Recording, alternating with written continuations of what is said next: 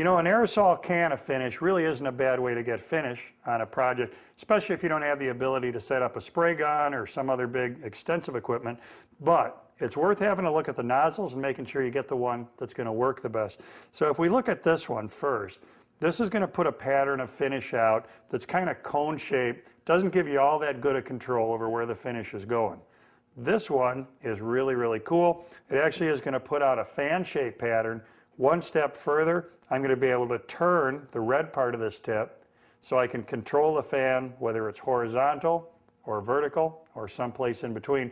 Let me show you on the rosin paper how well this works. I'm going to put a mask on because I'm spraying some lacquer here. I want to make sure I don't inhale it.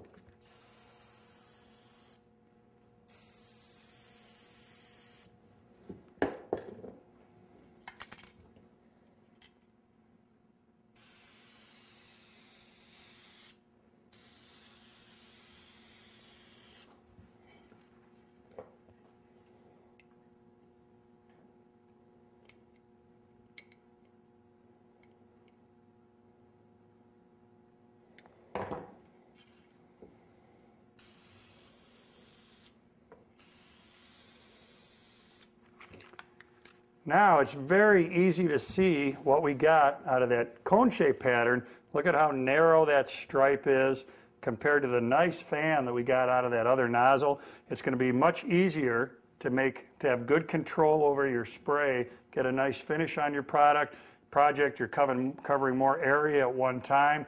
This is going to be much, much easier to control and to get a good finish out of than this one. So when you're shopping for aerosol cans of clear coats, look for nozzles like this that give you that fine control so you can get a nice finish on your project.